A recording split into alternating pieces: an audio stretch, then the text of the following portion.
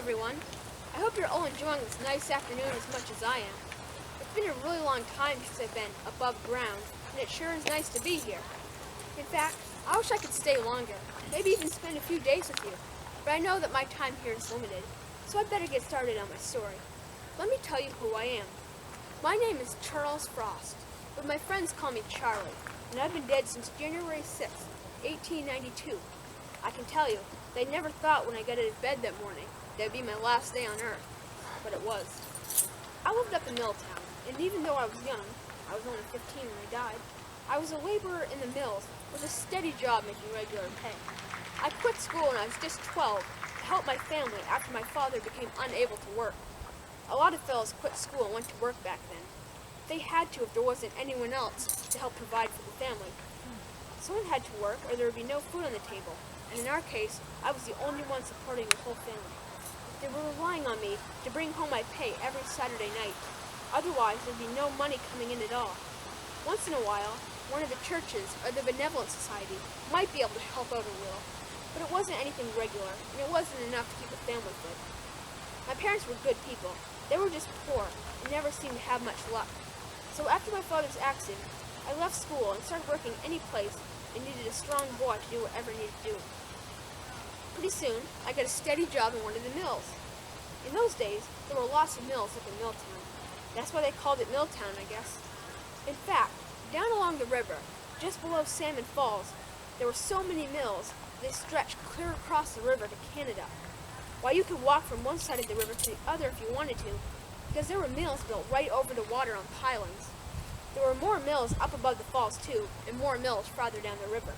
You see, everything was made out of wood back then, and the mills made all kinds of things that were shipped out to other places on the big ships that came into the wharves down in Calais.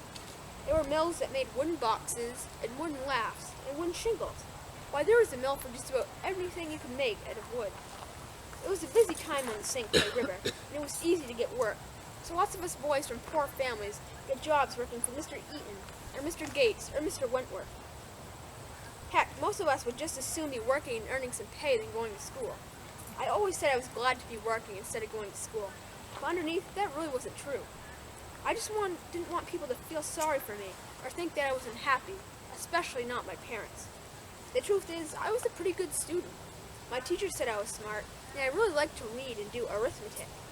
But I knew I had to do what I had to do to help my family, and I had to make the best of it. So I did.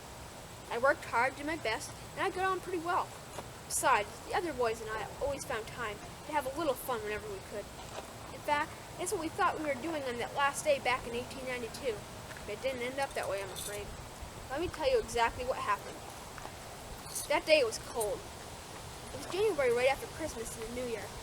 We didn't get much for Christmas that year, but we went to church and we had a nice dinner, as my mother could put together with what we had, and it was a good day. Well, on that last day, I'd been to work. I remember my mother had packed me a ham sandwich for my lunch. I remember because a ham sandwich was something I didn't have very often. Lots of days it was just bread and butter.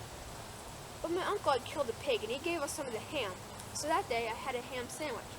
Why did it taste good? Well, during our lunch break, it was usually about 15 minutes, some of us fellows were talking. We decided that after work that evening, we'd go down to Mr. Eaton's shingle mill to just kind of fool around. Sometimes we liked to do that. We'd look for things that had been left behind when the mill closed, or pick up a few bits of wood that were laying around that we could take home to burn in the stove, or maybe find a few shingles for building or selling to someone, whatever we could find. And besides, we liked to horse around and have a little bit of fun too. Well, on this particular night, there were 4 or 5 of us down there on the wharf near the mill pond. We were careful not to make too much noise, so no one would hear us and come to find out what was going on. But all the same, we were laughing a bit. And I suppose we weren't paying as much attention as we should have to where we were and what we were doing. You know, you always had to be careful around any of the mills, and I've been told to stay away from them after hours. I should have known better, and I should have been more careful, but a young fella didn't always think about such things in my day. Maybe they still don't, I don't know. Anyway, all I remember is that one minute we were laughing and having fun, and then I stepped back to get out of the way of one of the other boys who was fooling around pretending to be a boxer. And the next thing I knew, I fell backwards into the mill pond. I knew right away I was in trouble. I can remember that. The water was ice cold. There were even some pieces of ice floating on the pond, and I panicked. You see, I couldn't swim. I should have been able to. All the other boys could. But I just never learned. I went into the water in the summer when it was hot, but I was careful never to go where it was deep, and I never let the other boys know I couldn't swim. Besides, I worked all the time and didn't have time to do more than just cool off on a hot day anyways. So now, here I was in the mill pond in freezing cold water, and I knew I was in big trouble. I was going under, so I splashed my arms around and yelled, and the others tried to help. But the water was so cold, and my clothes were heavy, and I just couldn't stay afloat. I tried, I really did, but I couldn't stay on top of the water, and I couldn't see, and I couldn't reach the wharf, and the water went down my throat, and my friends didn't know what to do, and then I sank, and I never came up again. I don't remember much after that, only the cold and sinking. Then I guess I just blacked out. Anyhow, that was the end for me. Only 15. I would have been 16 in a couple of months, and it was all over. Well, the other boys took off when they saw I wasn't coming up again. They spread the alarm in a hurry, and a bunch of men seemed to come out of nowhere to work for me. They searched late into the night. They hated to give up hope in case I somehow managed